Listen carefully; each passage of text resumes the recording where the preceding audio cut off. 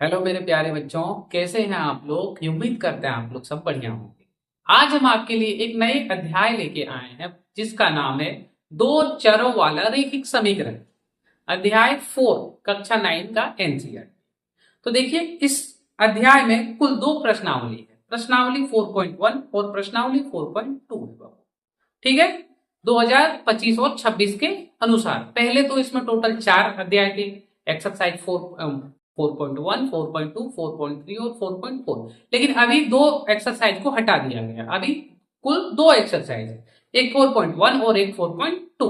तो चलिए हम लोग स्टार्ट करते हैं प्रश्नावली 4.1 के। ठीक है, पहला क्वेश्चन हम पढ़ते हैं, आपको स्क्रीन पर दिख भी रहा होगा। कह रहा है एक नोटबुक की कीमत एक कलम की कीमत से दो गुनी है। तो हम इसको पहले लिखते हैं कि क्या दिया हो। तो लिखेंगे दिया है, क्या क्या दिया हम उसको लिख लेते हैं। कह रहा है एक नोटबुक की कीमत एक कलम की कीमत से दो गुनी है। ठीक है, इस कथन को निरूपित करने के लिए दो चरों वाला एक रैखिक समीकरण लिखे। तो सबसे पहले हम आपको थोड़ा बेसिक बताते हैं कि चर क्या होता है। चर क्या होता है बाबू, आपने मेरा वीडियो अगर अध्याय 1 में देखा होगा या 2 में, तो आपको पता होगा कि चर क्या होता है। दोबारा से हम रिकॉल करवाते हैं। अगर देखिए, अगर कोई ऐसा राशि जिसका मान बदला जा सके, जैसे x और y z, ये क्या है, ये चर राशि है। क्या है, चर जिसका मान हम लोग बदल सकते हैं। अब कैसे बदल सकते हैं, तो देखिए x का मान मैं कह रहा हूं मेरे पास x कलमे है। x कलमे का मतलब क्या कि हो सकता है मेरे पास 10 है, 20 है, 50 है या 1 है, कंफर्म नहीं है। लेकिन अगर हम फिर से कहें कि मेरे पास दो कलमे हैं, यानी मेरे पास 1 और 1 टू कलमे हैं। अब यहां देखने वाली बात यह है कि इसका मान आप चेंज कर सकते हैं, इसका मान चेंज कर सकते हैं, पर क्या दो को आप चेंज कर सकते हैं? क्या नहीं, बिल्कुल भी। इसी प्रकार अगर वह राशि जिसका मान बदला जा सके उसे हम चर कहेंगे, और जिसका मान फिक्स हो या बदल ना सके उसे क्या कहेंगे बाबू? अचर। क्या कहेंगे? अचर। तो यहां से चर और अचर आपका क्लियर हो गया होगा, मान के चलते। अब इसी पे आया कि एक रैखिक समीकरण लिखिए। अब समीकरण क्या होता है हम लोग देखते हैं। तो अगर हम चर और अचर को मिला के लिख सकते हैं, जैसे 2x प्लस 4, ये लिख दिए। मेरा मन किया x प्लस 1, हम लिख दिए। क्या ये समीकरण है? क्या ये समीकरण नहीं है? ये तब क्या है सर, समीकरण नहीं है तो बाबू ये बीज व्यंजक के गुणज है, बीज व्यंजक के गुणज है। तो सर समीकरण किसे कहेंगे? तो बाबू समीकरण तब होगा जब हम अंत में जीरो पुट करेंगे। इक्वल टू अगर हम जीरो लिख दें, यानी हम अब बोल सकते हैं ये समीकरण हो गया मेरा।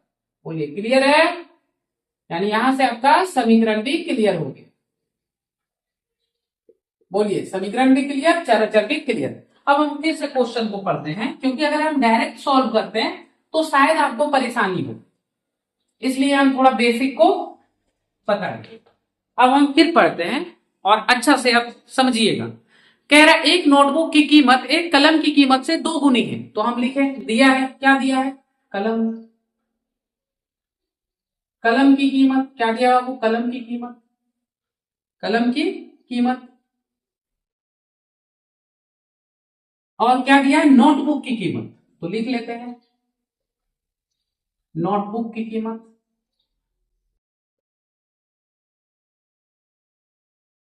लिख लिए कि कलम की कीमत और नोटबुक की कीमत। अब हो रहा है कि नोटबुक की कीमत एक कलम की कीमत से दो गुनी है, यानी अगर कलम की कीमत हम एक माने तो इसको क्या करेंगे? एक मानेंगे लेकिन दो से गुना कर देंगे। लेकिन हम यहां एक नहीं मानेंगे, क्वेश्चन को जब पढ़िएगा तो लास्ट में आपको दिया हुआ रहेगा। देखिए क्या दिया है, संकेत में आपको दे के रखा है। मान लीजिए नोटबुक की कीमत x, क्या मान लीजिए? नोटबुक की कीमत x, नोटबुक की कीमत अगर x है, नोटबुक की कीमत x है, और कलम की कीमत कितना है बाबू? y। क्लियर है? ये हम क्या मानेंगे? मानक। लिख लीजिएगा मानक, यहां भी लिख लीजिएगा मानक। हम लोग अभी मान, ठीक है, मानक लिख लिए। अब हमको क्या कह रहा है कि एक रेखिक समीकरण बनाए, मतलब जिस प्रकार अभी जीरो लेके समीकरण बनाए थे उस प्रकार बनाए। तो देखिए यहाँ बहुत सारा बच्चा कंफ्यूज होता है कि इसको कैसे सॉल्व करें। सबसे पहले आप दोनों को इक्वल कीजिए। अब इक्वल कब होता है बाबू? कोई अगर दो चीज इक्वल कब होगा? मान के चलिए आप कहीं पे ये यार आप कहीं सामान ले रहे हैं, ठीक है, ये 1 kg चढ़ा हुआ है, कितना 1 kg, और ये यहाँ पे चढ़ाना है। मान के चलिए आप आलू लेते, मान लेते आप आलू लेते, तो आलू यहाँ पे चढ़ाएगा, और ये बराबर कब होगा बबुआ? जब यहाँ पे जो एक कांटा रहता है वो पूरा इक्वल में रहे, तब बराबर बोलेंगे। या तो आप समझिए कि दो दोस्त है, एक इधर और एक यहाँ पे खंभा है, या फिर एक बोल सकते झूला है यहाँ पे। अब ये झूला नीचे की ओर भी जाता है, जब ये नीचे जाएगा ये भी नीचे जाएगा, जब ये ज्यादा जोर लगेगा तो ये नीचे जाएगा, ये ज्यादा जोर लगाएगा तो ये नीचे जाएगा। अब जब दोनों एक साथ जोर लगाएगा तो झूला इसी तरह सीधा रहेगा, यानी बराबर में रहेगा। इसी को हम लोग बराबर बोलते हैं। बोलिए क्लियर है? तो चलिए अब देखिए क्वेश्चन के अनुसार क्या कह रहा है कि बाबू एक कलम का जो कीमत है, हाँ नोटबुक की कीमत x माने, ठीक है, कह रहा है एक कलम की कीमत जितना है नोटबुक की कीमत उससे 2 गुना ज्यादा है। तो आप समझिए हम लिखेंगे यहां नोटबुक की कीमत, क्या लिखेंगे? नोटबुक की कीमत किसके बराबर होगा बबुआ? कलम के बराबर कर दीजिए। कलम की कीमत लिख दिए, क्या लिखे? नोटबुक की कीमत बराबर कलम की कीमत। सर अभी तो बराबर है नहीं, आप कैसे लिख दिए? हम बराबर करेंगे। अब कैसे करेंगे वो भी देखिए। नोटबुक की कीमत क्या है बबुआ? नोटबुक की कीमत x है, x, ठीक है। कलम की कीमत y, क्या बराबर हो गया? नहीं सर, बराबर कैसे होगा जब कलम की कीमत का 2 गुना है नोटबुक। यानी नोटबुक क्या है, देखिए ध्यान से, नोटबुक क्या है कि नोटबुक जितना है, समझिए नोटबुक जितना है इसका डबल है। अगर ये 1 है तो इसका कीमत कितना है? 2। अगर ये 2 है तो इसका कीमत कितना है? 4। तो क्या बराबर हो जाएगा? क्या x बराबर y होगा? क्या कभी नहीं होगा। क्यों नहीं होगा? क्योंकि सर अगर ये 1 है तो ये 2 है, ये 2 है तो ये 4 है। तो बराबर कब होगा बाबू? जब हम इधर 2 से गुना करेंगे। जब इधर हम 2 से, क्यों? क्योंकि ये इधर वाला का इधर 2 गुना है। समझिए ध्यान से, कलम की कीमत का 2 गुना नोटबुक है। अब x का मान दिखा दिए, इसका मतलब ये नहीं कि नहीं है कि नहीं। फिर से समझिए, कलम की जो कीमत है इसका 2 गुना है, कौन? नोटबुक। तो जब ये 2 गुना है तो इसमें 2 गुना करेंगे तब तो बराबर होगा, बिना गुना किए बराबर तो नहीं होगा। और हम बराबर दिखा रहे हैं, देखिए बराबर दिखा रहे हैं कि नहीं दिखा रहे हैं, तो यानी 2 से गुना करना पड़ेगा किसको? कलम की कीमत में। अब मान के चलिए, देखिए अब क्या होता है, देखिएगा, अगर नोटबुक की कीमत 10 रुपए थी तो इधर क्या हो जाएगा? y की कीमत, मान के चलिए y की कीमत 5 रुपए, y की कीमत यानी कलम की कीमत 5 और नोटबुक की कीमत 10। तो अगर हम इसको 2 से गुना कर देंगे तो ये भी 10 बराबर 10 हो जाएगा। यानी अब मेरा बराबर हुआ। बराबर कब हुआ? जब 2 से गुना किया तब। बोलिए क्लियर है?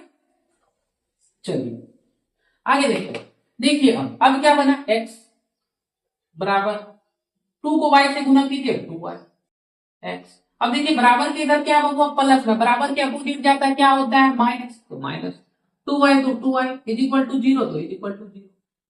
हमको क्या बोला था? समीकरण में बोला था, समीकरण बन गया, 0 आ गया, मतलब क्या बन गया? समीकरण बन गया। तो लिख देंगे आंसर, पहला नंबर का आंसर बाबू इस प्रकार मेरा कंप्लीट। बोलिए क्लियर है? चलिए अब हम इसको मिटाते हैं और क्वेश्चन नंबर 2 की ओर बढ़ते हैं। चलिए क्वेश्चन नंबर 2, क्वेश्चन नंबर 2 में आपको दिख रहा होगा टोटल कितना क्वेश्चन है, उसमें 8 क्वेश्चन है, ठीक है। और क्वेश्चन नंबर 1 से लेकर 8 तक हम लोग सॉल्व करेंगे। अब देखते हैं क्वेश्चन नंबर 2 आपको बोर्ड पर दिख भी रहा होगा और हम पढ़ के सुनाते हैं कि निम्नलिखित रेखिक समीकरणों को, मतलब जो अभी समीकरण बनाया उसी प्रकार का समीकरण दिया हुआ है, समीकरणों को ax plus bx plus c के रूप में व्यक्त कीजिए और प्रत्येक स्थिति में a का मान, b का मान और c का मान ज्ञात कीजिए। यानी आपको क्या कह रहा है? क्वेश्चन नंबर 2 दिख रहा है, हम इसका हल लिखते हैं, यहां से हल लिखते हैं और दिया है हम लोग लिख लेंगे, दिया है या दिया गया है क्या दिया गया है बबुआ, देखिए तो कि ax plus bx plus C is equal to 0, यह एक समीकरण दे के रखा है, ठीक है, कि आपको इस फॉर्म में दिए हुए हैं और इसमें से ए का मान, बी का मान, सी का मान ज्ञात कीजिए।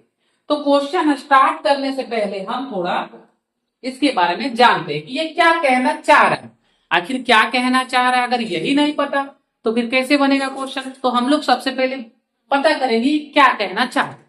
तो हम एक दो एग्जाम्पल लेके सॉल्व करते हैं ताकि आपको जब प्रश्न सॉल्व कीजिएगा तो बहुत ही इजी लगे, आपको समझ में। तो देखिए इस प्रकार दिया हुआ है और यहां से आपको क्या बोला है कि ए का मान ज्ञात कीजिए, बी का भी मान ज्ञात आप कर दीजिए और सी का भी मान ज्ञात कर दीजिए। तो बिल्कुल हम कर देंगे, क्यों नहीं करेंगे, जब दिया हुआ है तो कर सकते हैं। चलिए एक एग्जाम्पल हम ले लेते हैं। मान के चलिए हम आपको दे के रखे हैं 6x plus 3y plus 2z is equal to 0, या तो यहाँ पे 2 ही दे देते, जेड नहीं देते क्योंकि सी का, अब यहाँ पे सी क्या है ये हम बता दे रहे हैं। सी एक चर वैल्यू है, चर है, क्या है, चर राशि है, क्या, इसका मान परिवर्तन होते रहेगा, ये कंफर्म नहीं है। सी कुछ भी हो सकता है, कुछ भी रह सकता है, क्लियर है। चलिए देखिए इस प्रकार आपको दिया हुआ है, हम थोड़ा देख लेते हैं। सॉरी यहाँ y होगा, y होगा ax plus B Y plus C, clear है। अब ध्यान दीजिए यहाँ पे कि x x के साथ जो गुना रहता है बबुआ, x के साथ जो भी गुना है उसको बोलेंगे a। x के साथ जो कुछ भी गुना है, चाहे वो प्लस में रहे, माइनस में रहे, भागा में रहे या भिन्न में रहे, उसको क्या बोलेंगे कि a, क्लियर। और x को सिर्फ x को देखना है, x के साथ अगर माइनस रहे उसको नहीं, केवल x को आप पकड़िए और x को अलग कर दीजिए। जैसे हम x को पकड़े अलग किए, क्या बचा 6, यानी क्या होगा बबुआ x का 6 और 6 क्या है a का मान। अब देखिए बाबू y के जस्ट गुना क्या है, गुणज क्या है, y का गुणज क्या है ये 3। अब 3 क्या देंगे by, यानी हम इसको बोलेंगे b, और जो लास्ट में बच जाता है उसको बोल देंगे c, क्लियर है। यानी x के साथ जो भी गुना रहेगा a बोलेंगे, y के साथ जो भी गुना रहेगा क्या बोल देंगे b, और यहाँ पे जो किसी के साथ गुना ना रहे यानी वो मेरा क्या दिया हुआ है c दिया हुआ है। और एक हम एग्जांपल लेके चलते हैं, जैसे हम दे दिए -2x plus Y plus a is equal to 0। अब यहाँ a बराबर क्या है अगर हमको पता करना है तो किसके पास जाएंगे x, x के साथ क्या गुना है देखिए, तो x को आप बंद कर, x के साथ क्या बचा -2, लिख दीजिए माइनस। b बराबर क्या है, y के साथ कुछ गुना है क्या, नहीं। लेकिन सर हम पढ़े हैं कि कोई भी संख्या, किसी भी कितनों भी बड़ी संख्या क्यों ना रहे, वह एक से गुना हमेशा रहता है। तो y भी एक से गुना है तो हम यहाँ कुछ नहीं मतलब एक लिख दी। c का मान कितना है बाबू, देखिए c का मान यहाँ पे जो ना x है ना y है, तब बोलेंगे कितना है 1 है, ये भी हो गया। अब क्या करेगा, आपको कंफ्यूज करने के लिए थोड़ा सा वो क्वेश्चन को पलट देगा, कैसे बोलेगा -x -y बराबर 0। अब आपको इस तरह दे देगा तो आप क्या कीजिएगा, तो देखिए सबसे पहले हम बोले ए मेरा कहां होता है आप ये पता कीजिए। सर ए एक्स का गुणज होता है, यानी एक्स के पास जाएंगे, एक्स के पास गए क्या बचा माइनस, लिख दिए माइनस। अब सीधे माइनस लिखेंगे तो अच्छा भी नहीं लगेगा, लगेगा नहीं, तो क्या करेंगे, एक भी गुणज रहता है सब संख्या तो हम एक डाल देंगे। बी वाई के साथ गुना क्या है माइनस, माइनस कुछ नहीं मतलब एक तो है डाल दिए। अब सर यहाँ पे सी तो मेरा नहीं दिया हुआ है, तो बहुत आसान कर दिया है कि नहीं, सी जब देवे नहीं किया तो आसान किया कि नहीं दिया, क्या बिठा देंगे, बोलिए क्लियर है। अब हम लोग एक्सरसाइज पे आते हैं, चलिए अब हम लोग प्रश्न पे आते, क्लियर है। चलिए अब आपको बहुत ही आसान लगेगा प्रश्न को सॉल्व करना। अब देखिए क्या कह रहा है, पहला क्वेश्चन कह रहा है कि 2x प्लस 3y बराबर 9.35 का बार, ऐसे हमको दिख रहा है। अब देख लीजिए क्योंकि प्रिंट करवाते हैं तो मिस प्रिंट भी हो जाता है, तो ध्यान दीजिए इस प्रकार हम 2-3 क्वेश्चन एक साथ ले लेते हैं क्योंकि ये इजी है।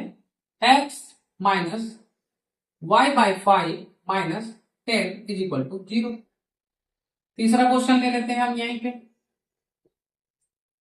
कि -2x प्लस 3y प्लस 6 बराबर 0।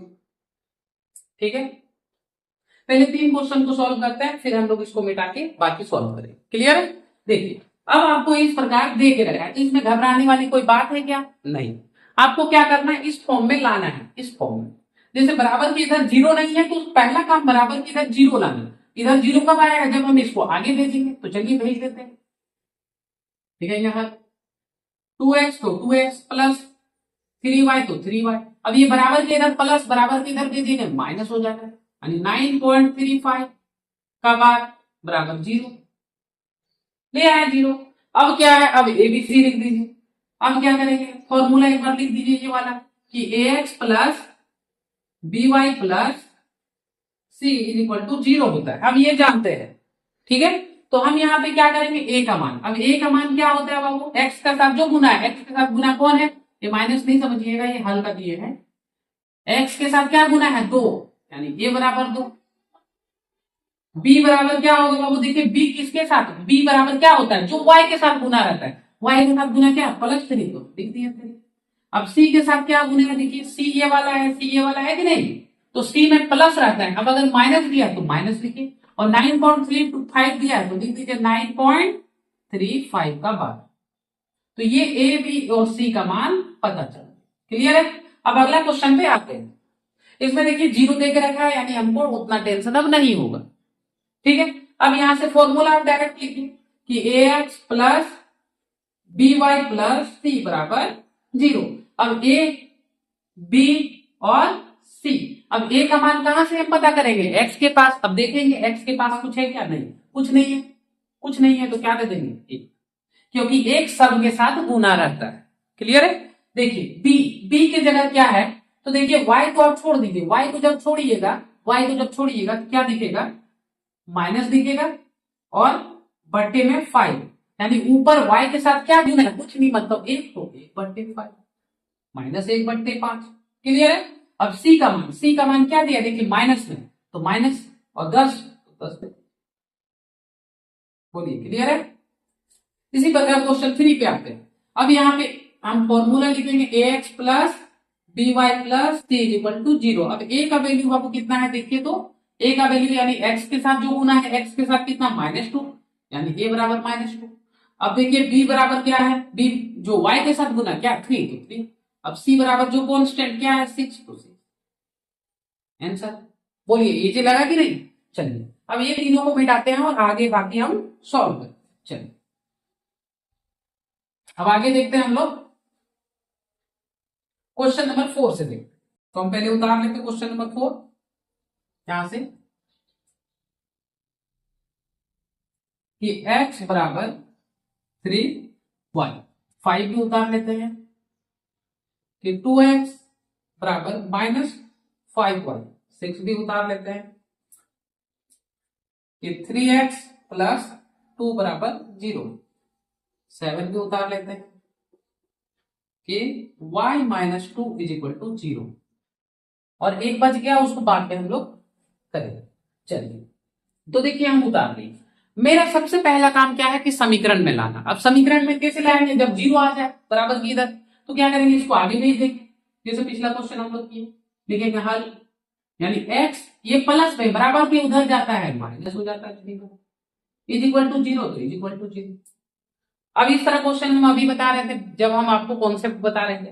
देखिए a क्या होता है बाबू? जो x के साथ जब कुछ गुना ना दिखे, अगर x दिखे, देखिए x दिख रहा है, अगर नहीं दिखता तो 0, लेकिन x दिख रहा है कि नहीं? दिख रहा है, यानी x के साथ कुछ नहीं, मतलब 1 मल्टीप्लाई, यानी 1।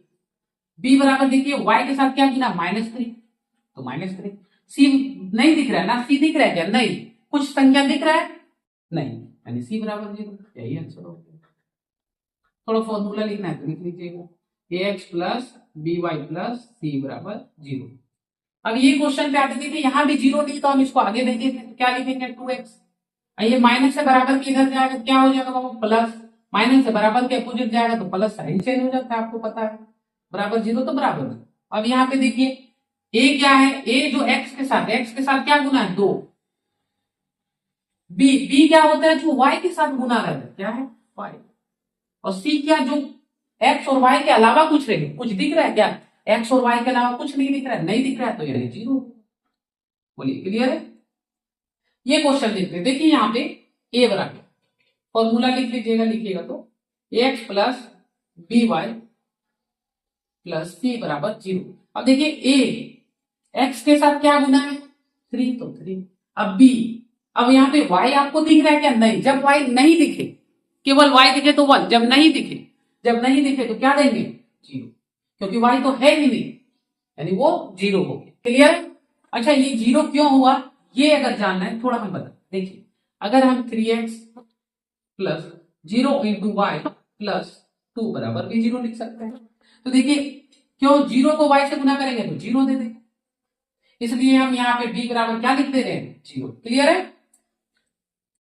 चलिए b बराबर जीरो। अब c बराबर क्या है बाबू, c बराबर देखिए 2, तो 2। क्लियर। अब यहाँ पे देखिए हम इसको लिख सकते हैं ax plus B Y plus C बराबर जीरो। अब हम इसको देखिए कैसे लिख रहे हैं, जीरो, देखिएगा a मेरा कहीं दिया नहीं, यानी जीरो गुना x प्लस b मेरा क्या है, y प्लस सी बराबर -2 बराबर जीरो, ऐसे भी लिख सकते हैं इसको। अब देखिए यहाँ पे a बराबर यहाँ पे दिख रहा है क्या, नहीं दिख रहा है x ना, तो जीरो। b बराबर बाबू कहाँ है, देखिए b बराबर y के साथ क्या गुना है, a, और c बराबर क्या है, -2, तो -2। इस प्रकार मेरा 7 नंबर क्वेश्चन भी 7वां हो गया, 1 2 का 7वां। अब लास्ट क्वेश्चन बचा क्वेश्चन नंबर 8, यहाँ पे हम लोग देख लेते हैं। ठीक है, क्वेश्चन नंबर 8 कह रहा है 5 बराबर 2x इज इक्वल टू 5 बराबर 2x। सबसे पहला काम क्या है कि इसको इधर लाके जीरो लाना, तो 5 रहने दीजिए। क्लियर है। या तो 5 को नहीं रहने दीजिए, तो इसको इधर भेज दीजिए, 2x को इधर, देखिए दोनों को भेज दीजिए, दोनों, इसको इधर दीजिए, इसको इधर, तो इसको इधर भेज देते हैं तो क्या हो जाएगा, -2x, और इसको इधर भेजेंगे तो क्या हो जाएगा, -5। क्लियर है। माइनस और माइनस कट गया, प्लस बन गया, तो हम डायरेक्ट लिख देते हैं कि 2x बराबर 5। और वैसे भी दिया है कि 5 बराबर 2x है, यानी ये इसके बराबर है तो ये इसके बराबर भी है, लिख दिए, इसमें कंफ्यूज नहीं होगा। देखिए 2x तो 2x, ये प्लस में बराबर किधर आएगा, तो -5 बराबर 0। अब यहाँ पे क्या लिखेंगे, a बराबर क्या होगा 2, b बराबर आपको दिख रहा है क्या, y नहीं दिख रहा है तो 0, और c बराबर क्या दिख रहा है, -5, तो -5। बोलिए यही आंसर होगा। क्लियर है। इस प्रकार मेरा प्रश्नावली 4.1 बाबू कंप्लीट हुआ। अगर वीडियो आपको अच्छी लगे तो लाइक कीजिएगा, चैनल पे नए हैं तो सब्सक्राइब कीजिएगा तथा बेल आइकन में ऑल पे प्रेस कीजिएगा, ताकि जब भी हम आपके लिए वीडियो बनाए आपके पास नोटिफिकेशन तुरंत आए। धन्यवाद।